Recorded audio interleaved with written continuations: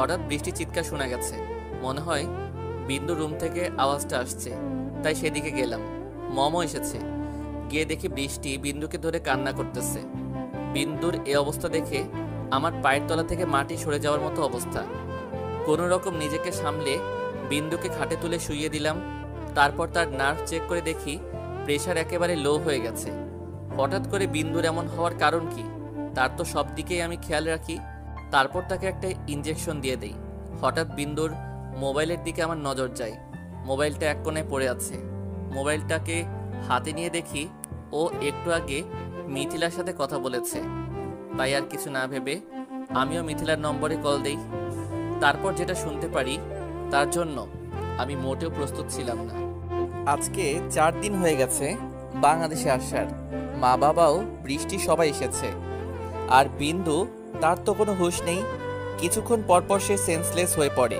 মিথিলাও একেবারে ভেঙে পড়েছে। এইভাবে যে তাদের মা তাদেরকে একা রেখে চলে যাবে ভাবতেও পারিনি। আসলে আন্টি ঘুমের মাঝেই স্ট্রোক করে মারা যান। আর মিথিলা সকালে ওনার ঘুম থেকে উঠতে দেরি দেখে ওনাকে ডেকে তুলতে যায়, আর তখনই দেখে উনি মৃত। আর এই কথাটাই যখন মিথিলা বিন্দুকে ফোন দিয়ে জানায়, তখন বিন্দু এই খবরটা শুনে নিজেকে সামলাতে না পেরে সেন্সলেস হয়ে যায়। তখন আর দেরি না করে আমরা সেদিনই বাংলাদেশে চলে আসি। মা বাবা আর বৃষ্টিও তখন আমাদের সাথে চলে আসে, কারণ বিন্দুকে সামলানোর জন্য আর তাদের পাশে থাকার জন্য এসেছে। আর আব্বুর তো বন্ধু, তাই তিনিও এসেছেন। বন্ধুকে তো শেষবারের মতো দেখতে পাননি, তাই এখন বন্ধুর বউকে শেষবারের মতো দেখতে এসেছেন। দেখতে দেখতে 4 দিন কেটে গেছে। আজ আন্টির জন্য বাসায় মিলাদ ও দোয়ার ব্যবস্থা করা হয়েছে। মিথিলা আর বিন্দু মায়ের মৃত্যুতে এতটাই ভেঙে পড়েছে যে তাদের সেদিকে কোনো খেয়ালই নেই। তাই আমি আর বাবা মিলে সব কিছুর ব্যবস্থা করেছি। আমাদের সাথে মিথিলার শ্বশুরবাড়ির লোকজনও আছে। ওনারাও যতটা সম্ভব আমাদেরকে হেল্প করার চেষ্টা করছে। আর মিথিলার স্বামীও খুব ভালো মানুষ। উনি মিথিলাকে সামলানোর চেষ্টা করছে, কিন্তু বিন্দু, তাকে তো আমি কোনোভাবেই মানাতে পারছি না। সারাক্ষণ কান্নাকাটি করে, তাই তাকে বেশিরভাগ সময় ঘুমের ওষুধ দিয়ে ঘুমিয়ে রাখতে হয়। মেঘ, কি ভাবছো এত? মম, বিন্দুকে নিয়ে চিন্তা হচ্ছে খুব। ওর যে অবস্থা এখন, এই অবস্থা তো তার স্বাস্থ্যের জন্য ক্ষতিকর। চিন্তা করিস না, সব ঠিক হয়ে যাবে। আর কয়েকদিন পরে বিন্দুকে নিয়ে লন্ডনে চলে যাব। ও এখানে থাকলে হয়তো ভালো থাকবে না। মম, সেটাই করতে হবে। এমন সময় নীলি আর মেঘের দাদু বাসায় আসে, আর নীলি গিয়ে মেঘের মাকে জড়িয়ে ধরে। ঘটনা এত দ্রুত ঘটে যে মেঘের মা কিছুই বুঝতে পারেনি। তিনি প্রথমে হতভম্ব হয়ে গেছেন।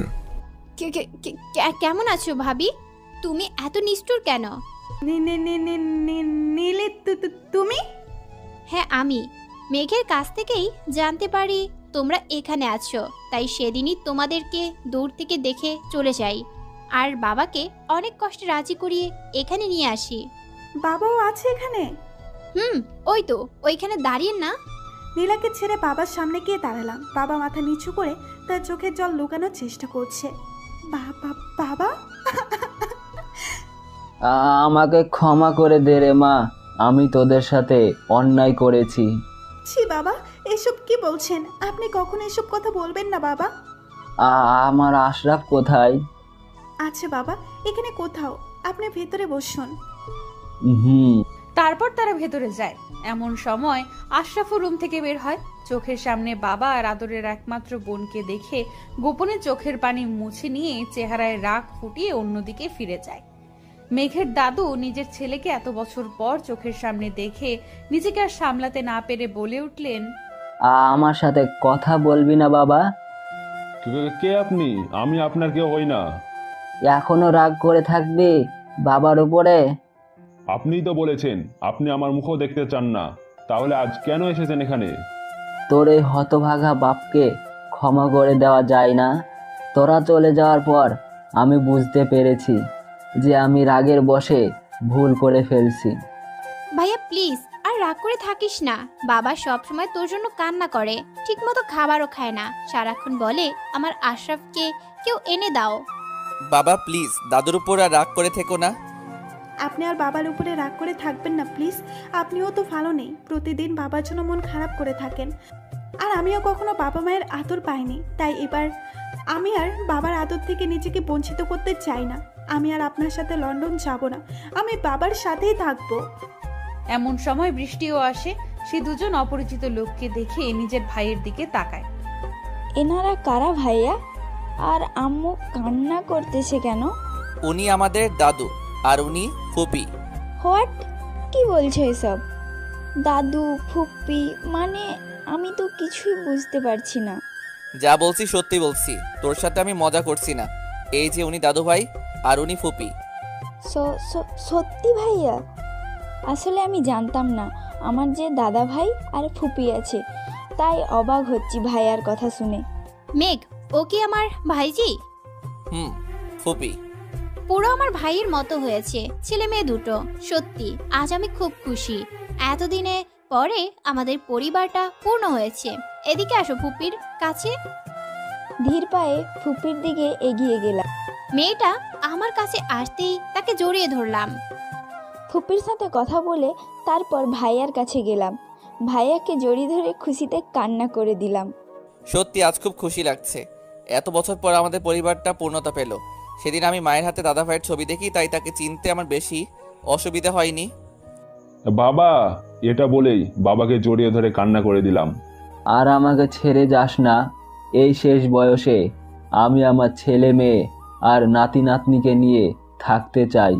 আর আমাকে ক্ষমা করেছিস? তোমার ওপরে আমার কোনো রাগ নেই বাবা। তাহলে বাসায় ফিরে চল সবাইকে নিয়ে।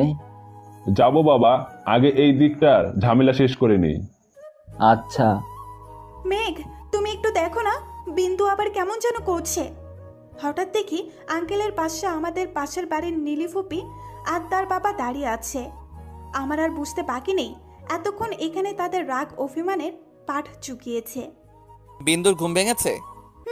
এখন আবার কান্না করতেছে।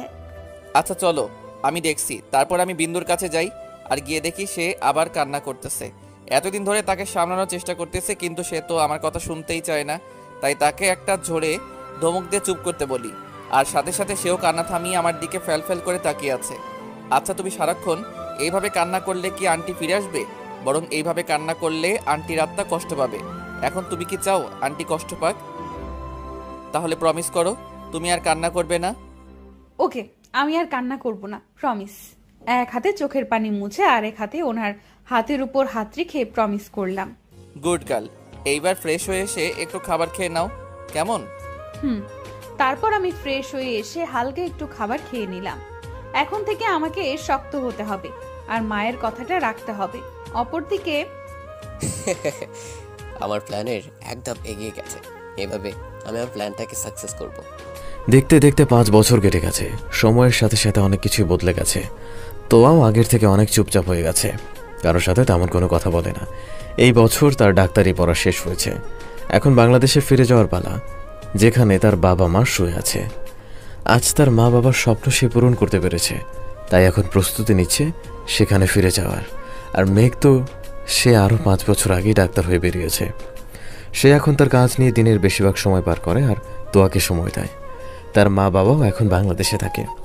তোয়ার পড়া শেষ, এখন সেও তোয়াকে নিয়ে বাংলাদেশে পাড়ি জমাবে।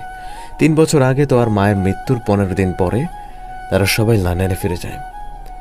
এর প্রায় 1 মাস পর বৃষ্টি আর তার মা বাবা বাংলাদেশে একেবারে ফিরে আসে। তারা আর সেখানে যায়নি। ভার্সিটি, হাসপাতাল আর বাড়ি এছাড়া তোয়া আর কোথাও যেত না। এই 3 বছরে মেঘ অনেক চেষ্টা করে তোয়ার মুখে হাসি দেখেনি। তবে আজকে তাকে প্রাণ খুলে হাসতে দেখেছে, কারণ আজ সে পেরেছে তার বাবা মায়ের স্বপ্ন পূরণ করতে। এক ধ্যানে আকাশের দিকে তাকিয়ে আছি। আজ আমার মা বাবা বেঁচে থাকলে খুব খুশি হতেন, কিন্তু আজ তারা আমার কাছে নেই। চাইলেও আমি তাদের কাছে দৌড়ে গিয়ে তাদের জড়িয়ে ধরে এই সুখবরটা দিতে পারতেছি না। তোমরা আমাকে দূর থেকে দোয়া করো, আমি যেন গরিব দুঃখী মানুষের সেবা করতে পারি। বিন্দুর রুমে গিয়ে দেখি একদিনে আকাশের দিকে তাকিয়ে আছে, হয়তো নিজের বাবা মায়ের কথা ভাবছে। বিন্দু, হঠাৎ ওনার ডাকে আমার ঘোর কাটে। জি, কিছু বলবেন? কালকে আমরা বাংলাদেশে যাচ্ছি, তুমি রেডি থেকো। কেন করছেন এসব মেয়ে? কেউ একজনকে কথা দিয়েছি, এখন তো আমাকে সেই কথাটা ঠিকঠাকভাবে পালন করতে হবে। ওনার দিকে তাকিয়ে আছি। যতবার এই প্রশ্নটা করেছি ততবারই আমি এই উত্তরটাই পেয়েছি। আচ্ছা, উনি কাকে কথা দিয়েছেন? সেই লোকটি কে? সময় হলে বলবো, এখন যাও ঘুমাও। সময়টা কখন হবে? আজ 3টা বছর ধরে আপনাকে এই প্রশ্নটা করে আসছি, কিন্তু ততবারই আপনি আমাকে আশাহত করছেন। আমি জানি তোমার মনে অনেক প্রশ্ন জমে আছে, কিন্তু তোমাকে এখন আমি সেই প্রশ্নগুলোর উত্তর দিতে পারবো না। সময় হলে তুমি নিজেই জানতে পারবে। চুপ করে আছেন কেন? কিছু না বলে সেখান থেকে চলে আসি, কারণ এখন সেখানে থাকলে বিন্দু আমাকে একের পর এক প্রশ্ন করেই যাবে। ওনাকে যতবার এই প্রশ্নটা করেছি ততবারই উনি এড়িয়ে গেছে। কে এমন আছে যার জন্য তিনি বারবার এই বিষয়টা এড়িয়ে যান? অপরদিকে মেঘ, তুই কিছুতেই বিন্দুকে নিয়ে বাংলাদেশে পৌঁছাতে পারবি না। আমি তোদেরকে পৌঁছাতে দিব না। তুই একা না, আমিও আছি তোর সাথে। তুই? আমি জানি সবটা।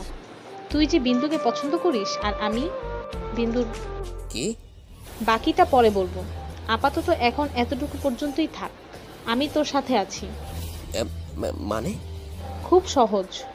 তোর দরকার বিন্দুকে আর আমার দরকার মেঘকে, তাই আমরা এক হয়ে কাজ করব। কি বলিস? ওকে, তুই যেহেতু সবটা জানিস তাহলে তো আর পিছিয়ে কোনো লাভ নেই। ওকে, হাত মিলা। তারপর তারা উচ্চস্বরে দুজনে হাসতে লাগলো। পরের দিন মেঘ বিন্দু বাংলাদেশের উদ্দেশ্যে বেরিয়ে পড়ে। এয়ারপোর্ট যাওয়ার পরে, আমি একটু আসছি, আপনি দাঁড়ান। কই যাচ্ছ তুমি? ওয়াশরুমে। ওকে যাও, আর তাড়াতাড়ি এসো। ওকে। এরপর আমি ওয়াশরুমে যাই। সেখান থেকে বেরিয়ে আসার সময় হঠাৎ কই থেকে দুটো লোক চলে আসে। তাদের দুজনের পরনে কালো পোশাক আর মাস্ক দিয়ে মুখ ঢাকা। কেমন অদ্ভুত ভাবে আমার দিকে তাকিয়ে আছে। আমি সেই দিকে আর না তাকিয়ে মেঘের কাছে যেতে লাগলাম। মনে হতে লাগলো সেই লোকগুলো আমার পেছন পেছন আসছে, কিন্তু পেছনে তাকিয়ে আমি তাদের কাউকে দেখলাম না। তাই তাড়াতাড়ি করে হেঁটে মেঘের পাশে বসে হাঁপাতে লাগলাম। মেঘ আমাকে হাঁপাতে দেখে বলল, কি হয়েছে তোমার? এভাবে হাঁপাচ্ছ কেন? তুমি কি ভয় পেয়েছো? না না না, আজকে ওই লোকগুলো। কোন লোকগুলো? কি হয়েছে আমাকে খুলে বলো। না কিছু না, আসলে আমি ওয়াশরুমে অন্ধকার হওয়ায় একটু ভয় পেয়ে গেছিলাম। আপনি জানেন তো আমি অন্ধকার ভয় পাই। ওকে, এখন বসো। কিছুক্ষণ পরে আমরা প্লেনে উঠে পড়ি, কিন্তু আমার মনে এক অজানা ভয় কাজ করছে। আমার মনে হয় ওই লোকগুলো এখানে কোনো উদ্দেশ্য নিয়ে এসেছে, কিন্তু কি আমাকে সেটা জানতে হবে। কিন্তু কি করে জানবো? ওই লোকগুলো কোথায় পাবো? ওই লোকগুলোকে কোথায় পাবো আমি? হঠাৎ আমাদের সামনের সিটে আমার চোখ যায়। আমি তাকানোর সাথে সাথে এই লোকটা অন্যদিকে মুখ ঘুরিয়ে নেয়। তাহলে কি আমার জীবনে কোনো ঝড় আসতে চলেছে? অনেকক্ষণ ধরে খেয়াল করে দেখলাম যে বিন্দু কোনো বিষয় নিয়ে খুব চিন্তিত মনে হচ্ছে। বিন্দু? জি বলুন। তুমি কি কোনো বিষয় নিয়ে চিন্তিত? না, আসলে বাংলাদেশে ফিরে যাচ্ছি তো, তাই মা বাবার কথা মনে পড়ছে। আচ্ছা, মন খারাপ করো না, এখন ঘুমাও তাহলে, আর মনে পড়বে না। জি। তারপর আমিও কখন যে ঘুমিয়ে পড়ি। পাগলিটা ঘুমিয়ে পড়েছে আর আমি তাকে দেখাই ব্যস্ত। এইবার তাকে নিজের করে নিব, আর দূরে দূরে রাখতে পারবো না। আমি লোক লাগিয়ে রাখছি, প্রত্যেকটা মিনিটের কথা আমার কাছেই চলে আসে। তারা এখনো বাংলাদেশে গিয়ে পৌঁছেনি। গুড, তাহলে এখন বাই। আমাকেও তো প্রস্তুতি নিতে হবে। ওকে, বাই। ভোরের স্নিগ্ধ আলোয় চারদিকে ঝলমল করছে। গাছে গাছে পাখিদের কিচিরমিচির শব্দ শোনা যাচ্ছে। যারা সকাল সকাল ঘুম থেকে ওঠে তারা ভোরের এই প্রকৃতিকে উপভোগ করতে পারে। ভোরের প্রকৃতিতে মন প্রাণ সতেজ হয়ে ওঠে। এই সময়টাতে তেমন মানুষজন দেখা যায় না, তবে যারা ওঠে তাদের বেশিরভাগই হয় হাঁটতে বের হয়, নয়তো কাজে যায়। বাংলাদেশের মতো আর কোথাও এমন দৃশ্য দেখা যায় না, তাই তো কবি বলেছেন, এমন দেশটি কোথাও খুঁজে পাবে না গো তুমি। সত্যি বাংলাদেশ সৌন্দর্যে ভরপুর। বিন্দু হাঁটতে বেরিয়েছে আর চারপাশে তাকিয়ে তাকিয়ে বাংলাদেশের সৌন্দর্যের কথা ভাবছে। আসলে এত বছর লন্ডন থেকেও সে সকালের এমন দৃশ্য দেখেনি। হঠাৎ তার নজর যায় একটু দূরে। একজন বৃদ্ধ লোক একটা গাছের নিচে বসে আছে, আর তার পাশে একটা বাচ্চা মেয়ে আছে। হয়তো মেয়েটিকে তার সাথে পাঠানো হয়েছে বৃদ্ধ লোকটির খেয়াল রাখার জন্য। কি সুন্দর সেই দৃশ্য! দাদা নাতনির এই ভালোবাসা দেখে বিন্দুর চোখে পানির কণারা এসে ভিড় জমিয়েছে। সে না পেয়েছে নিজের মা বাবার ভালোবাসা, আর না পেয়েছে নিজের দাদা দাদির ভালোবাসা, শুধু নিজের বোনের একটু ভালোবাসা পেয়েছে। আর এখন একজন আছে যে তাকে নিজের থেকে বেশি ভালোবাসে, কিন্তু মুখ ফুটে বলতে পারে না। দেখতে দেখতে 15 দিন কেটে গেল। মিথিলা আর বিন্দু এখন তাদের বাসায় থাকে। মেঘ চেয়েছে তাকে নিজের বাসায় নিয়ে যেতে, কিন্তু বিন্দু যায়নি। আজ মিথিলা আর বিন্দু বেরিয়েছে তাদের মা বাবার খবরটাকে দেখতে, কিন্তু হঠাৎ করে বিন্দুকে পাওয়া যাচ্ছে না। তাই মিথিলা মেঘকে ফোন করে। হ্যাঁ হ্যাঁ, হ্যালো মেঘ, তুমি কোথায়? কি হয়েছে মিথিলা, তোমার গলা এমন শোনাচ্ছে কেন? সব ঠিক আছে তো? কিচ্ছু ঠিক নেই মেঘ, বিন্দু। চুপ হয়ে গেলে কেন? বলো কি হয়েছে বিন্দুর। তারপর সে মেঘকে সবটা খুলে বলে। আসলে তারা যখন কবরস্থানের কাছে যায় তখন হঠাৎ করে একটা কালো গাড়ি আসে, আর সেই গাড়ি থেকে 4 জন লোক বেরিয়ে আসে আর মিথিলাকে ধাক্কা মেরে বিন্দুকে গাড়িতে তুলে নিয়ে যায়। তুমি কি লোকগুলোর মুখ দেখেছো? না, তাদের মুখ কাপড় দিয়ে ঢাকা ছিল। ওকে, তুমি বাসায় যাও, আমি দেখছি কি করা যায়। কোনো খবর পেলে আমাকে জানিও প্লিজ। ওকে, তুমি চিন্তা করো না। আর তুমি এখন তোমার শ্বশুর বাড়িতে চলে যেও, বলা যায় না কখন কোন বিপদ কোন দিক দিয়ে আসে। আচ্ছা। লোকগুলো কে হতে পারে আর কেন তারা বিন্দুকে নিয়ে গেছে? আমাকে এসব প্রশ্নের উত্তর খুঁজে বের করতে হবে। যদি বিন্দুর গায়ে একটা আঁচড়ও লাগে তাহলে আমি তাদেরকে বাঁচিয়ে রাখবো না। রাগে সামনের টেবিলে একটা পাঞ্চ মারে। অপরদিকে, স্যার কাজ হয়ে গেছে। গুড, খেয়াল রেখো কোনো সমস্যা যেন না হয়। Okay sir. আর অল্প কিছুক্ষণ তারপরেই বিন্দু আমার। তাকে পাওয়ার জন্য এত কিছু করতে হয়েছে আমার। মাঝখানে মেঘ এসে সমস্যা করেছে না, তাকেই সুখবরটা জানিয়ে দিই। হ্যালো, তোকে এত খুশি লাগছে কেন? কাজ কি হয়েছে? আরে ইয়ার, কাজ হয়েছে মানে পাখি এখন আমার হাতের মুঠোয়। আর অল্প কিছু সময় তারপর সে আমার। মেঘ কোথায়? ওর যেন কোনো ক্ষতি না হয়। আরে ইয়ার, চিন্তা করিস না, কিছু হবে না তার। এখন রাখছি, আর তুইও রেডি হয়ে থাক। ওকে, আমি রেডি আছি।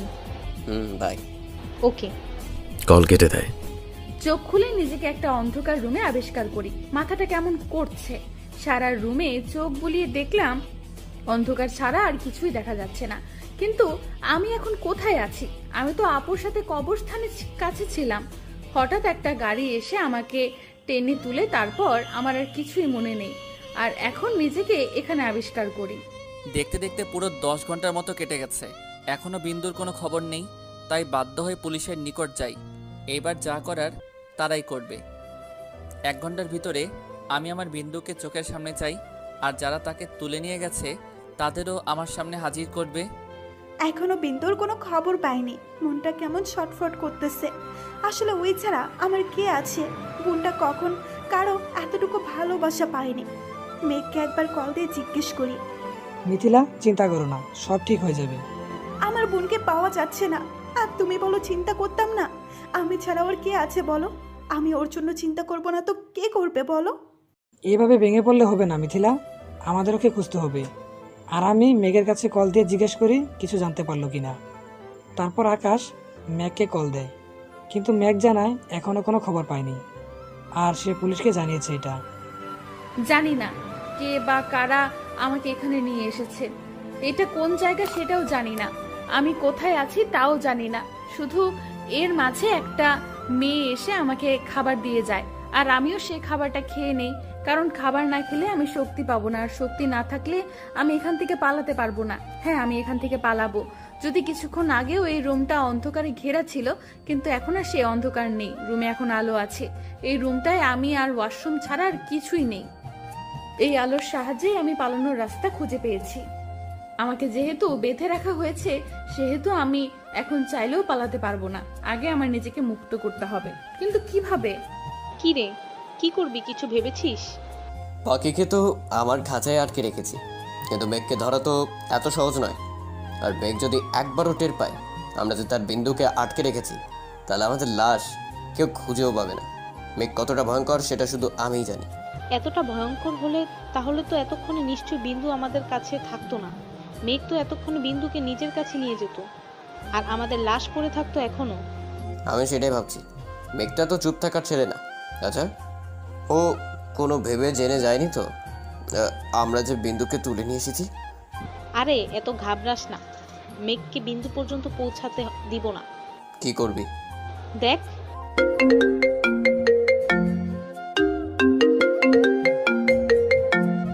ফোনটা রিসিভ কর। হ্যালো, কেন ফোন দিয়েছো?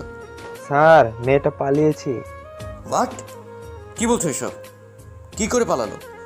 আসলে স্যার উনি বলছে উনি ওয়াশরুমে যাবে, তাই আমি ওনার হাতের বাঁধন খুলে দেই। ওয়াশরুমে ঢোকার পরে ওনার বের হতে দেরি দেখে আমি দরজায় নক দেই, কিন্তু তাও ওনার কোনো সাড়া নেই। তাই আমি দরজার লকটা ভেঙে ভিতরে ঢুকি। ভিতরে ঢুকে তো আমি পুরো অবাক, উনি ওয়াশরুমের কাজ ভেঙে পালিয়ে গেছে। গাধা সব কয়টা, একটা কাজও ঠিকমতো করতে পারে এরা। আমি জানতাম এমন কিছুই হবে। এই মেয়েটা খুব চালাক। দেখতে দেখা যায় ভাজা মাছটা উল্টে খেতে জানে না। আমি ওকে আরো আগে থেকেই চিনি। কিভাবে? শোন তাহলে। ওই লোকটাকে ধোকা দিয়ে আমি পালিয়ে এসেছি। আসলে প্রথমবার আমি যখন ওয়াশরুমে আসি তখনই আমি এই কাজটা দেখতে পাই, আর সেটা দিয়েই আমি বেরিয়ে আসি। আমাকে শহর থেকে অনেক দূরে তারা আটকে রেখেছে। আমার ফোনটা ওই সময় কোথায় যেন পড়ে গেছে, এখন ওটাকে খুঁজতে হবে। আপাতত আগের বাড়ি ফেরা যাক, তারপর না হয় যা করার করব। আর এমন কিছু প্রমাণ আছে আমার কাছে যেগুলো আমাকে ওই কিডন্যাপারের কাছে পৌঁছে দিবে। এখন আগে আপুকে আর মেঘাকে কল করে দিতে হবে, তারা যেহেতু চিন্তা করছে। সামনে দেখি একজন লোক দাঁড়িয়ে আছে, তাই ওনার কাছে গেলাম। Excuse me. জি, আমাকে বলছেন? আসলে আমার ফোনটা হারিয়ে গেছে, দয়া করে যদি আপনার ফোনটা দিতেন তাহলে আমি একটা ফোন করতাম। অবশ্যই, এই নিন। ধন্যবাদ।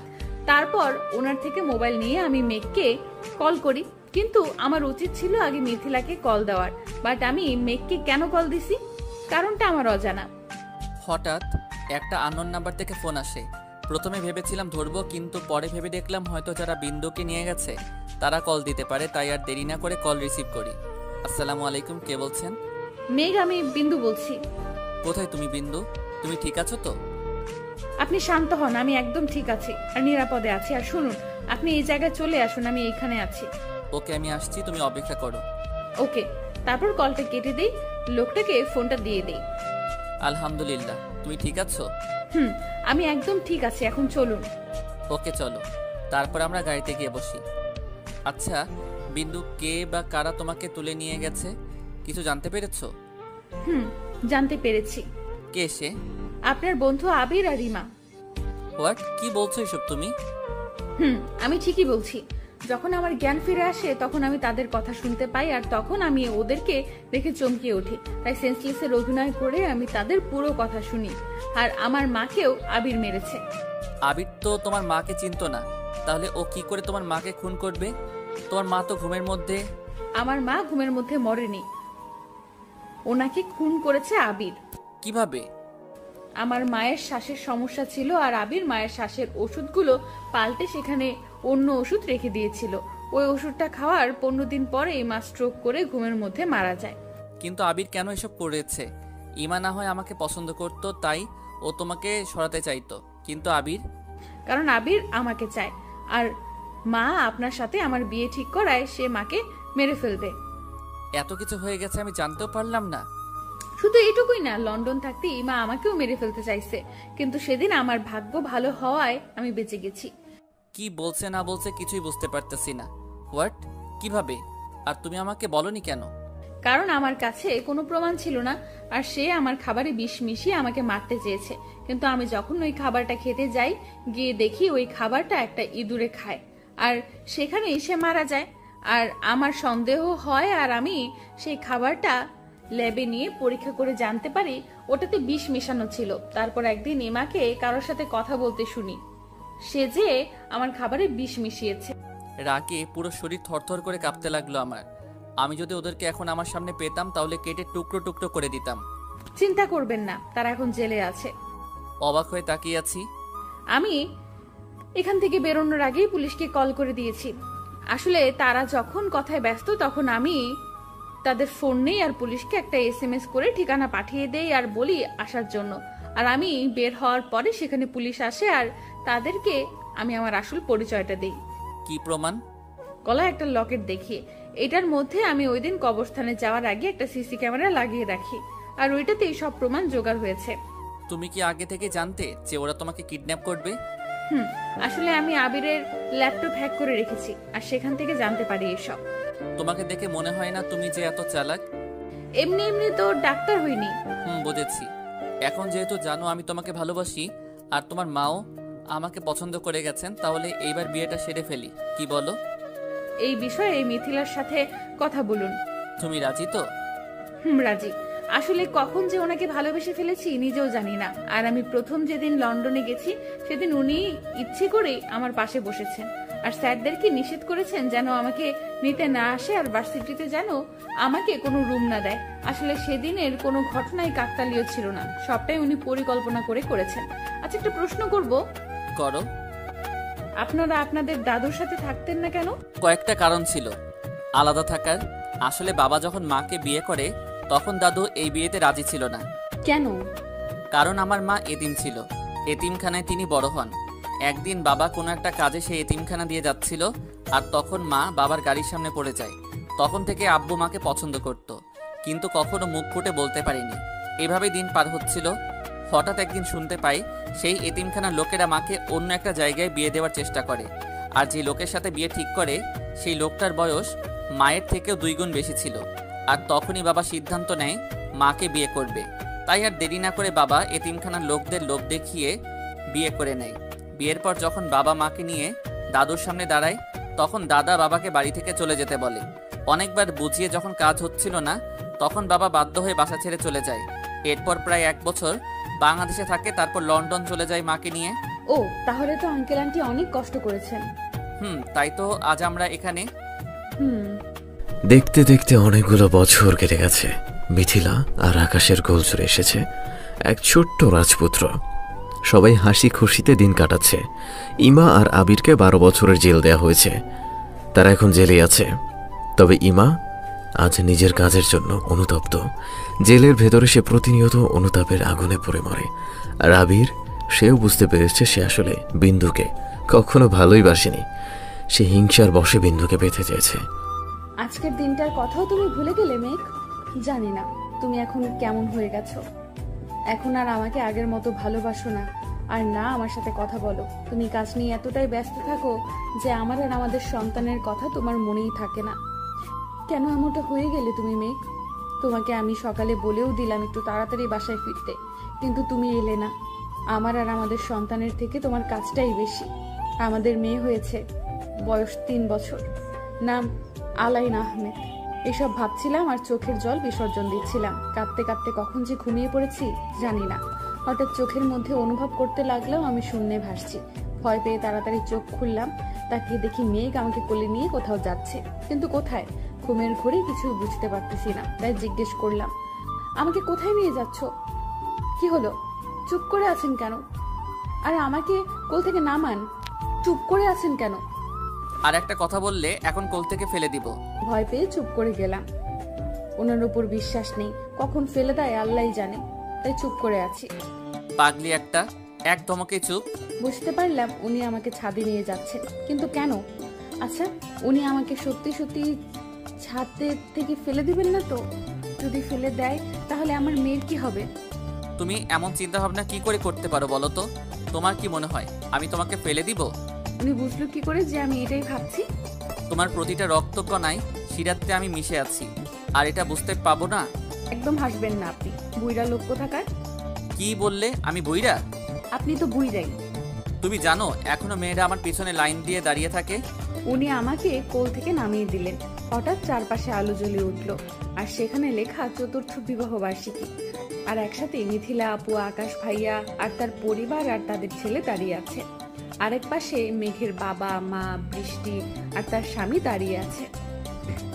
আমি তো পুরোপুরি শকড এসব দেখে, তাই মেঘের দিকে তাকালাম। তুমি কি ভেবেছিলে আমি এই দিনটার কথা ভুলে গেছি? না গো, ভুলিনি। কি করে ভুলবো বলো? এই দিনটাই তো আমি আমার ভালোবাসাকে নিজের করে পেয়েছি, তাই তোমাকে সারপ্রাইজ দেওয়ার জন্য এত কিছু। আর আমি কিছু জানতেই পারলাম না। আপু, তুইও আমাকে বললি না? দেখো, আমি কিচ্ছু জানি না। মেঘ আমাকে ফোন দিয়ে এখানে আসতে বলেছে, ব্যাস আমিও চলে এসেছি। তোদের কারোর সাথে আমার কোনো কথা নেই। শালিকা, এখন রাগ করে কোনো লাভ নেই, যাও কেক কাটো। তারপর সবাই মিলে একসাথে হই। আমি আর মেঘ মিলে কেকটা কাটি, এক এক করে সবাইকে খাইয়ে দিই। আজ থেকে 4 বছর আগে। বিন্দু, আমি তোমাকে কিছু বলতে চাই। বলুন। আমাকে কি বিন্দুর মেঘ হতে দিবা? আমাকে তোমার শাড়ির কুচি ঠিক করার অধিকার দিবে? আমি তোমার সাথে জ্যোৎস্না রাতে তোমার সাথে জ্যোৎস্না বিলাস করতে চাই, দিবে কি আমাকে সেই সুযোগ? বৃষ্টির দিনে তোমার সাথে বৃষ্টি বিলাস করতে চাই, দিবে কি সেই সুযোগ? তোমার ওই হাত দুটি ধরে সারা জীবন পার করতে চাই, হবে কি আমার বুড়োকালের সঙ্গী? বিয়ে করবে আমাকে বিন্দু? কি বললো কিছুই বুঝতে পারছি না। তোমার যদি আরো সময় লাগে নাও, কিন্তু আমি উত্তরে হ্যাঁ চাই। মিথিলা আপুর সাথে কথা হয়েছে? আপনি তো জানেন ও ছাড়া আমার আর কেউ নেই, পরিবার বলতে শুধু সেই আছে। আমি সবটা জানি, শুধু তোর উত্তরের অপেক্ষায়। তার মানে তুই ওনাকে দিয়ে এসব বলেছিস? না মানে আসলে কি আসলে নকলে? দাঁড়া তোকে দেখাচ্ছি। এই বলে আপুকে তাড়া করতে লাগলা, কিন্তু হঠাৎ তাকে ধরার আগেই সে রিক্সাতে উঠে ফুরুত। আরে কি করছো তুমি? আসলে আমি এখনো আমার উত্তর পাইনি। আমিও রাজি। তার এক সপ্তাহ পর বিন্দুর আর মেঘের বিয়েটা হয়ে যায়।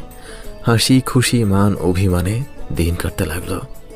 বর্তমানে বিন্দু আমি সরি, আসলে এই কয়েকদিন আমি কাজ নিয়ে এতটা ব্যস্ত ছিলাম, তাই তোমাকে সময় দিতে পারিনি।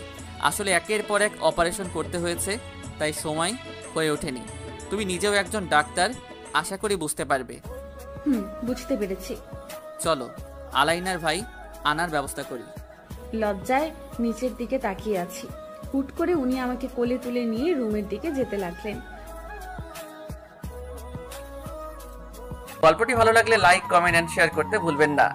আর আরো এমন রোমান্টিক গল্প পেতে আমাদের চ্যানেলটি সাবস্ক্রাইব করে আমাদের সাথেই থাকুন।